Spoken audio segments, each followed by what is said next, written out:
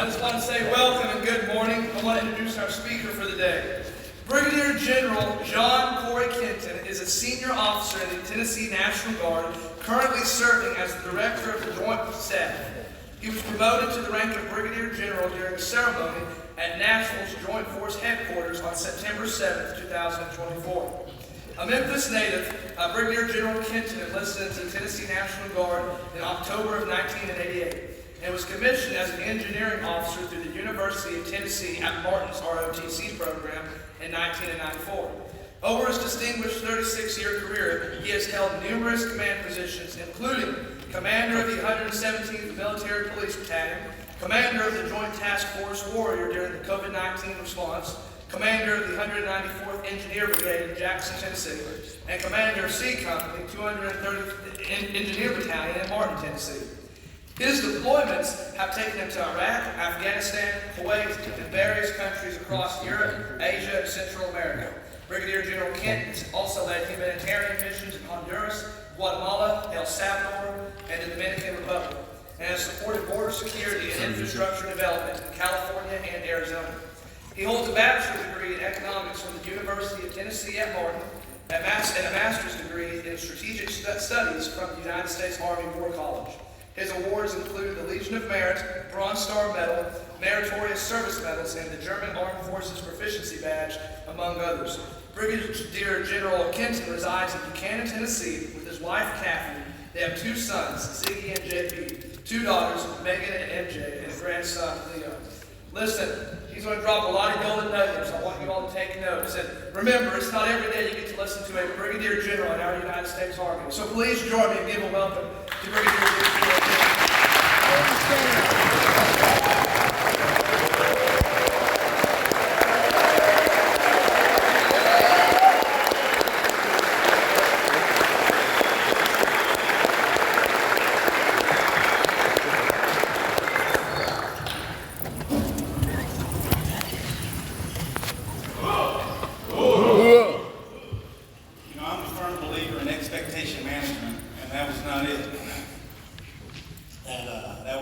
That was impressive. Thank you, guys. I really appreciate it. And good morning. It is a great honor to get to come and share a few of my thoughts and stories on leadership from over the years, and then answer some questions. At its core, I still believe leadership is about service. Is that the mic? How about now? Is that better? It's still doing it. Okay. Thank you. I appreciate that. Leadership's about service. The best leaders don't demand loyalty. They earn respect through their service. I'm John Kinton, and when I was a senior in high school, my dad said, "Get in the truck, you're joining the Army." I had no idea what a profound difference that was going to make on my life and opportunities for service and leadership. I'm currently a Brigadier General in the Tennessee National Guard, and currently Director of the Joint Staff. And over 37 years of service, I've had the opportunity to go to 15 countries and lead and serve. I've had the opportunity to go to 12 different states and support the local citizens there who were going through disasters. I found that we can learn from the examples of those leaders all around us, both good and bad. So, first, my first platoon sergeant, Sergeant First Class Moore, was a phenomenal leader. Gandhi says, the best way to find yourself is to lose yourself in service to others. And that is exactly how Sergeant Moore led his life. He knew our families, he knew us. If a soldier was in trouble, he was quick to go in his pocket if he needed to provide him funds or to provide his time.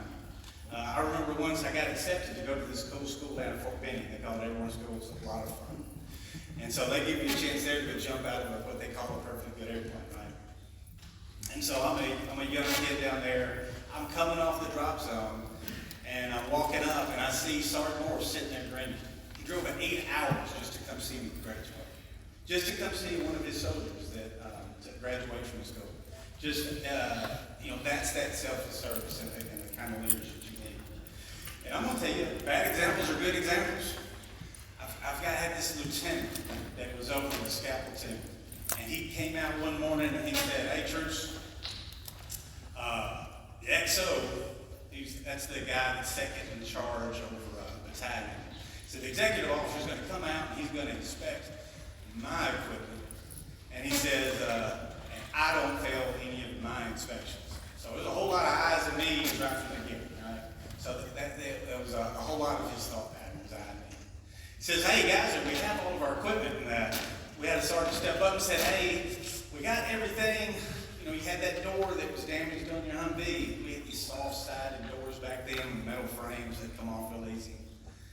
And he said, "That hadn't been replaced yet, so you're missing a door." He said, "You didn't hear me. I'm 100% on all of my equipment." He said, "Sir, I've been to supply, I've been to maintenance, there ain't no more doors." He says, "You're not listening to me. I said I'm 100%. You understand me?" He's like, "Roger that, sir. You're 100%. So platoon, we take off and go to doing our services and looking for this mystery door, right? And a couple hours later, because soldiers are very resilient, and soldiers are very quick to follow orders, you know, he had put them in a tough spot, and he had made it all about him and not about the team. So about 2 hours later, he comes back by, and guess what? There is a brand new door on the side of his Humvee. Looks really good to him. And he said, he had an opportunity then too. He could have said, "Hey, great job. I cannot believe how quick you did that. That was fantastic. Great job." But he didn't say that. Instead, he said, "You guys better be glad you found that door." Roger that, sir. So everybody goes back to work. A couple hours later, the XO comes on up and he starts to do the inspection. He's looking through the equipment. He's a grumpy guy. He's grumpier than usual. He says, "LT, you got all your equipment?" He says, "Absolutely. I'm 100%. Again, it's all about I. Lieutenant goes, XO goes to the equipment, goes to the door, opens it up, and says, "LT, are you sure you're 100%? And LT says, "Absolutely." Well, because this wasn't a team, and because, you know, he wasn't trying to build it, it wasn't for us, it was for him. You know, there was some information, 2 pieces that it would have been nice for him to know. You know, one, probably would have been good to know where they found the door, right? Second thing is there's really good leaders like this executive officer. Because those doors were so easy to remove, in ink, they would always write on the inside of that door, "Executive officer."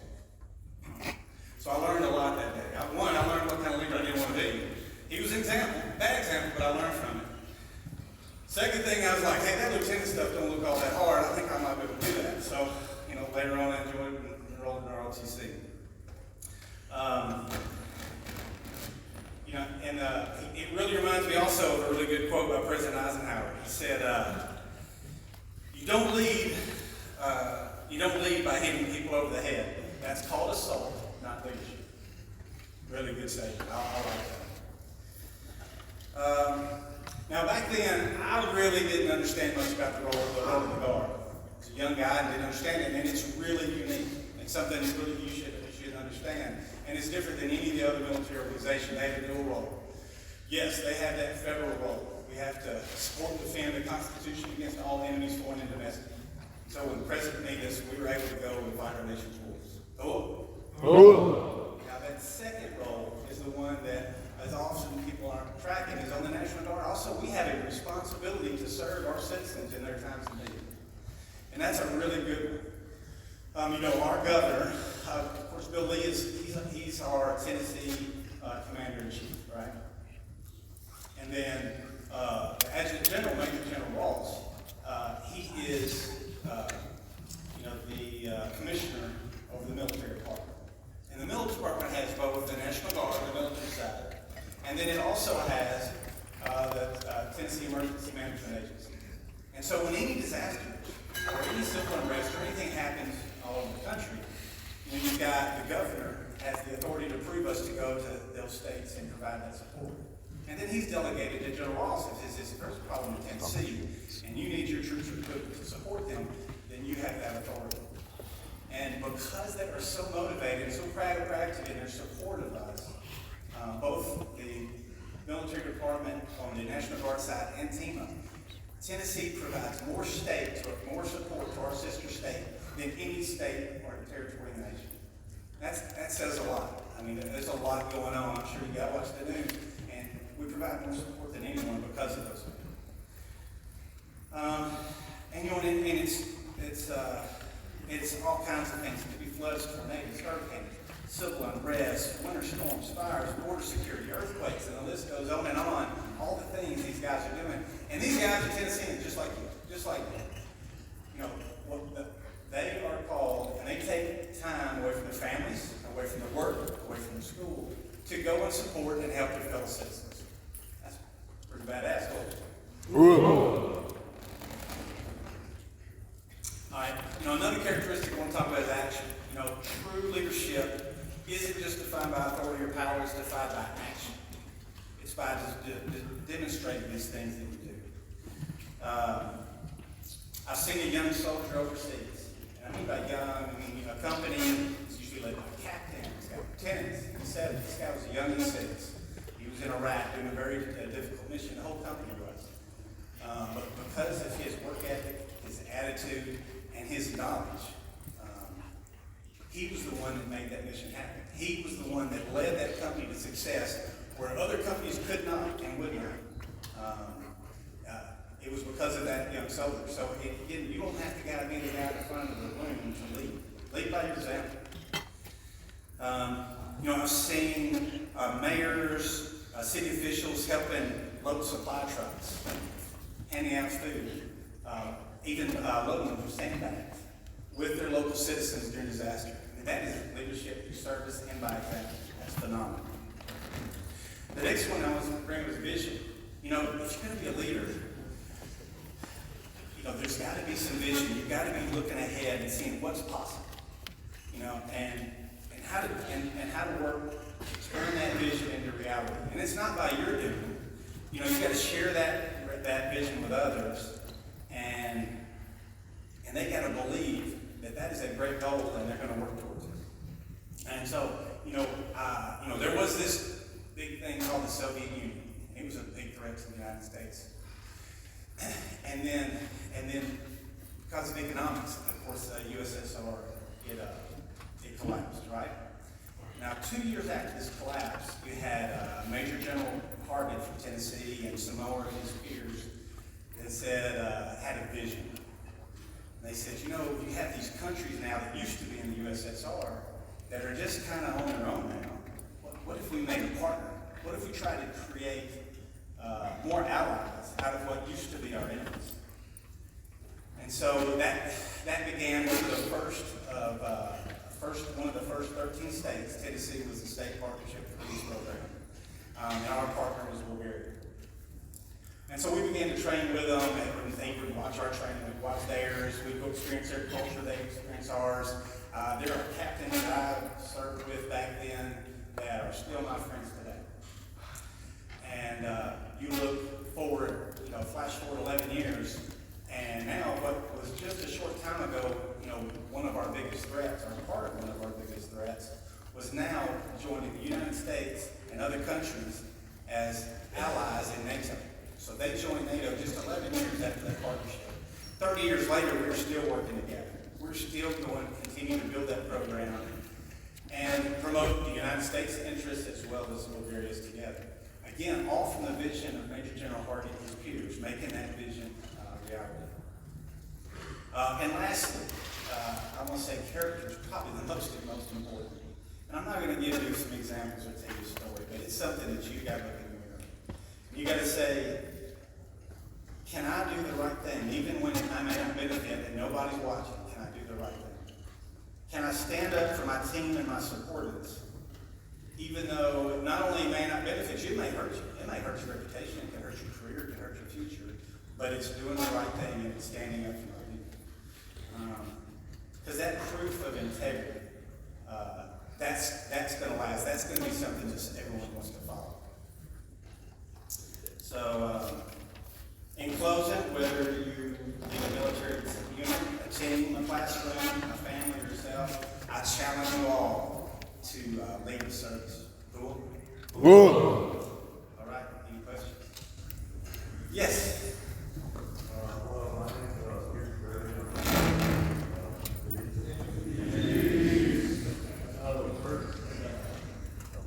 First, I want to commend you on your college.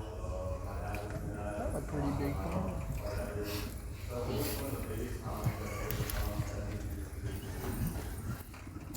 This one, Director of the Joint Staff. I guess, whatever position you're in, you get, at least I do, I get really laser focused on my people, my mission, and what we're doing. And it's hard to not forget about the things that you're left behind. When I was, before this, I was a director of military support, so I was over responding to emergencies. And so that was my sole focus. And, I would call the public affairs if I needed some help, or I'd call somebody else if I needed some help. And then when I came to this position, I really wish that I had spent more time with those guys, because now, it was my responsibility also with these other sections that I had not spent as much time with. I guess that was the biggest, I'm sorry. Okay.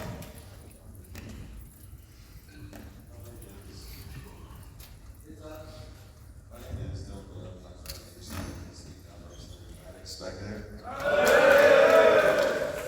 So, a question I had since you mentioned the partnership with Tennessee Ag.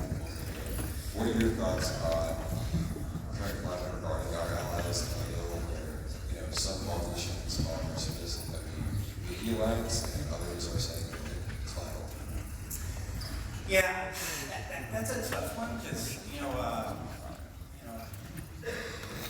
as our service on the military, when I go and spread that oath, it's not my job to judge the leaders. They're the elected leaders from our nation. And as they provide our guidance, those orders, as long as they're off order, I'm going to follow. I can say, I'm going to say even those leaders will say, the more friends you have, the better, right? Having friends on your side is helpful. But on the other side, if you've got some friends that may not be, that may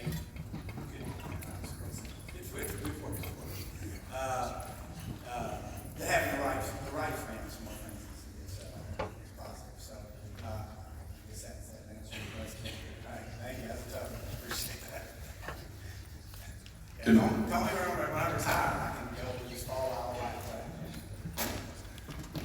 Good morning. My name is Andrew Payne. I'm from Memphis, Tennessee, and today I'm representing the city of Alexander. So my question is, you said you have 4 kids, you have 4 kids, and you served 15 countries. So my question is, how was it like raising a family and being a father and leading a family while being away? Yeah, that was a challenge. I know my wife is phenomenal. She was an amazing teammate, and she continued to work. And whenever I was called away, she held down the home front.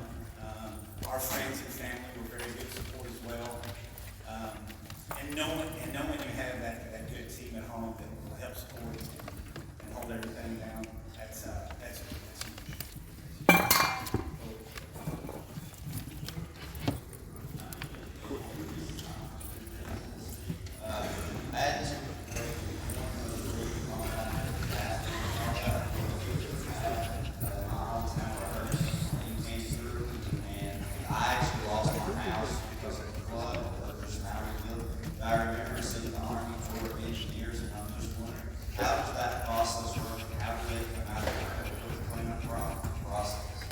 No, and I'm sorry about your mom. That's difficult. It really is. And and that's a really good question. So, for us to go and take those federal assets that we use and go to support, we don't get to just invade. We don't get to just, hey, look, there's some help. Let's go take over. So we don't get to do that. What happens is the local community says, all right, here's the problem. Do I have the resources to solve that problem? If they don't, then they send them for help to their teams through the chain, but it goes to the Tennessee Emergency Management Agency. And so TEMA has access to resources all over the state, and even you can call in resources from outside the state. And so if TEMA says, hey, I don't have the resources, or they're not the right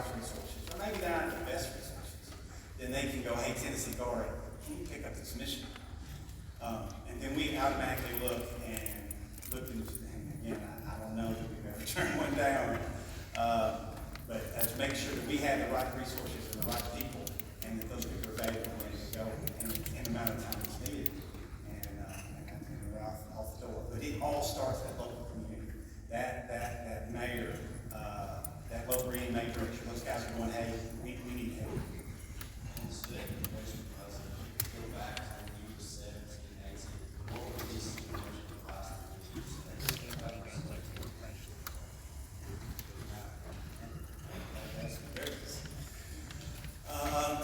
The biggest one is, don't be afraid to go try something new. Matter of fact, don't be afraid to fail.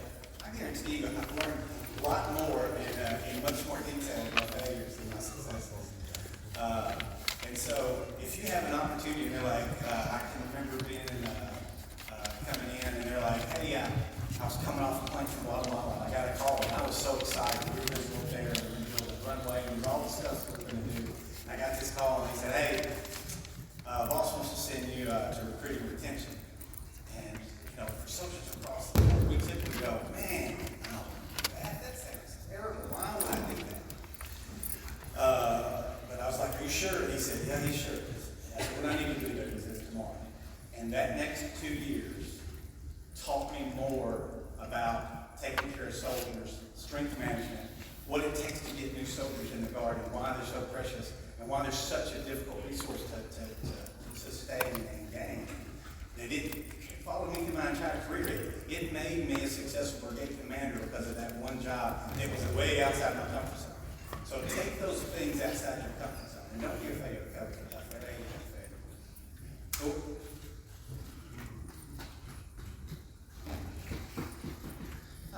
Hi, I'm Brandon Spradlin. I come from Alcoa. I am representing my city today, and I was wondering, Bradshaw, the best city.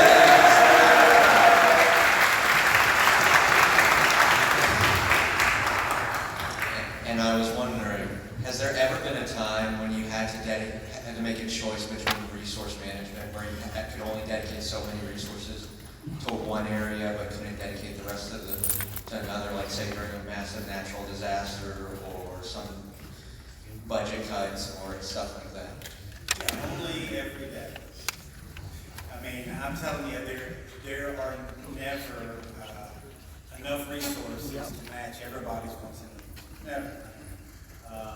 So yeah, a big part of our job as leaders is to prioritize our effort and make sure that the resources go to the most important places first, and then they go to the other places second.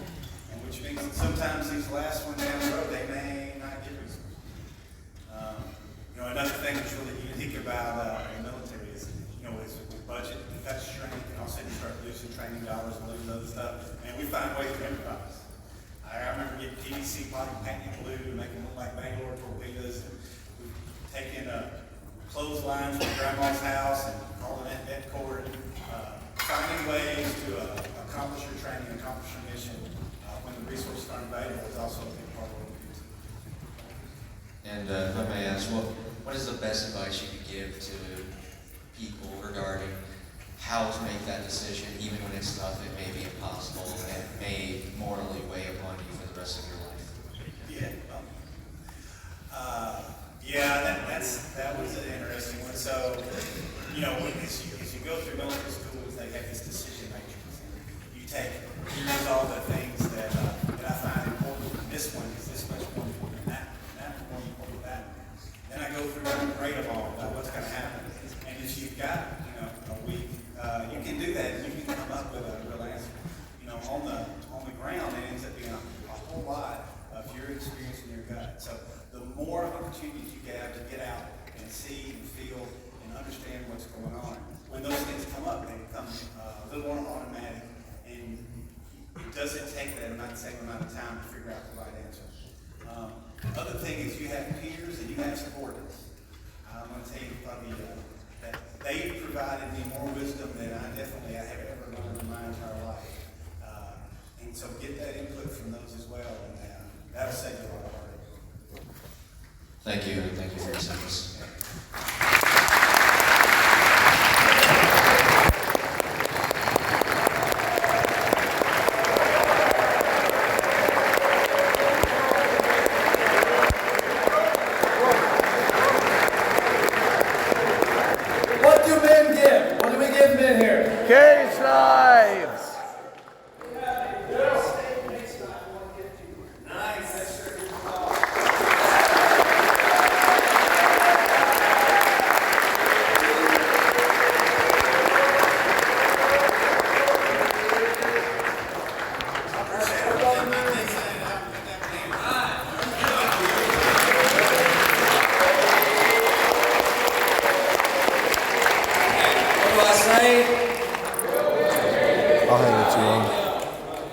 use this the rest of the day.